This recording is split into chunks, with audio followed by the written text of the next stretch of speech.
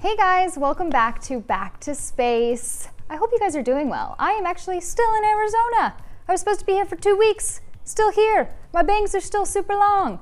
Anyways, I'm gonna try and self-cut them after this episode. So while I'm in Arizona, I thought, hey, I wonder what I should do an episode about. And I'm gonna go back to topic videos after this one because today I have a very exciting guest and he is my own father. A lot of times people like to know about the Apollo content that we have. I've noticed that is pretty popular. So I thought it would be a great idea to interview my father, Jack Roosa, Lieutenant Colonel Jack Roosa. He is not only the son of an Apollo 14 astronaut, but he's also a lieutenant colonel in the Air Force, retired. Anyways, well, without further ado, let's get this interview started. Dad! Dad! Can I interview you? Okay. Hi there, my name is Jack Roosa. I'm the second son of Stuart Roosa, Apollo 14 command module pilot. I'm a retired Lieutenant Colonel F-16 pilot out of the United States Air Force. Yeah, so as far as background is concerned, like I mentioned earlier, I grew up Apollo. A lot of the astronauts were fighter pilots. And when I was in second grade, I decided that I was going to grow up and be a fighter pilot too, and I told my dad that. And then when I was in fourth grade, I came home and said, and I'm going to go to the Air Force Academy for college. And that's what I strived for when I was growing up. And then went to the Air Force Academy, graduated, became an F-16 fighter pilot. Did that for 20 years, and now I've been retired for about 16 years, and I work at Raytheon Missile Systems. So one of the questions I often get was, hey, what was it like growing up during the Apollo era? Did you feel special? What was it, what'd you see? What did you do? And I got to say, you were a kid. I was 10 years old at the time, and so there's this just being a normal kid at 10 years old. And most of the astronaut kids were in the range anywhere from about 5 to 15 years old. Most of the astronauts' families lived in the same area in Houston. There was 3 or 4 subdivisions. We lived in a little place called El Lago. Several of the astronauts lived in El Lago with us. It's near Seabrook, Texas. And so we all went to the same schools. But not only did the astronaut kids go to the same schools, but all the people working on the Apollo program or the space program went to those same schools. I was in elementary school during the Apollo program mostly. And when there was a launch, the TV would roll into the classroom and we would all huddle up and we would watch the launch. And so when it became time for Apollo 14, I was in fourth grade. I was not actually in school. That was one of the benefits of having your dad involved with the mission. We were out of school and we're actually down for the launch, and so we got to see that live. But I guess the point I'm trying to make is, even though there was something special going on around us, we were just normal kids.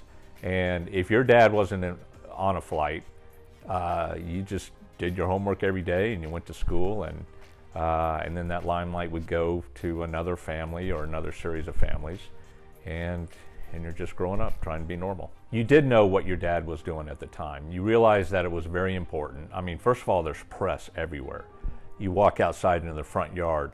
It was in January when my dad flew, so it's still dark in the morning.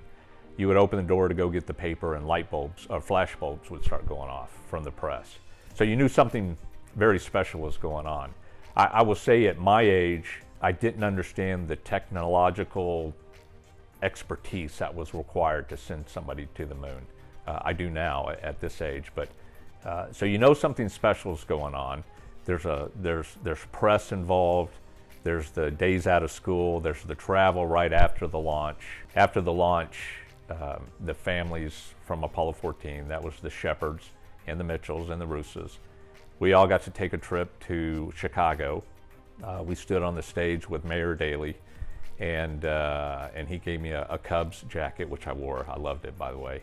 And then after Chicago, we went to Washington, D.C., and we were very fortunate to go to a dinner at the White House. It was on March 1st. I still remember the dinner. It was a state dinner with President Nixon, and I got to sit with his daughter at one of the tables. And so you knew something really special was going on here.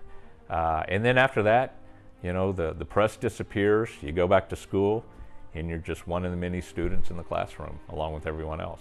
So another question I get asked a lot is, hey, were you nervous for the launch? I'll say at 10 years old, you probably don't understand the significance or the danger associated with the launch. We knew that there was danger, but I don't think you really can process that as a 10-year-old. Obviously, my mom understood that a lot better than I did. So I wasn't really nervous for the launch. You're more excited than anything else. And when you're viewing the launch, you are about 2.5 to 3 miles from the launch site. You're in a little special viewing area with the rest of the families. And then after the launch, we really went back to school after 3 days. And so we're in school for the rest of the mission. As I get older, I understand and I appreciate just how dangerous it was. But at the time, you're just excited to be there, and you know, you have a frame of reference of a 10-year-old. So after the Apollo program, my dad retired from NASA in 1976. So he flew as the command module pilot on Apollo 14, and then he was the backup command module pilot on Apollo 16 and on Apollo 17. But prior to his retirement from NASA, he actually did some really fun things while he was still working for NASA. One of them is he got to take a trip to Africa. He and Jim Lovell went over to Africa, and they went to Zaire and the Congo and so forth. Very interesting trip with Jim Lovell. If you ever have an opportunity to ask Jim Lovell about his trip to Africa with my dad, you ought to do that. It's fascinating. And then in 1976, we actually moved overseas. We went to Athens, Greece. My dad was a vice president for a commercial conglomeration, primarily doing business in the Middle East, but at the time there was a civil war going on in Lebanon, and we didn't want to live in Egypt, so we chose Athens, so we lived in Athens. And then in 1980, he started a beer distributorship, Coors Beer Distributorship, on the coast of Mississippi, and that's where he lived until he died. But it was fun as I got to age with my dad. Unfortunately, he passed away way too young. But we used to talk flying and about the Apollo program and the space program, and we'd probably talk to the wee hours of the morning over a friendly 12-pack of Coors beer. And I got to know what a marvelous human being my dad was.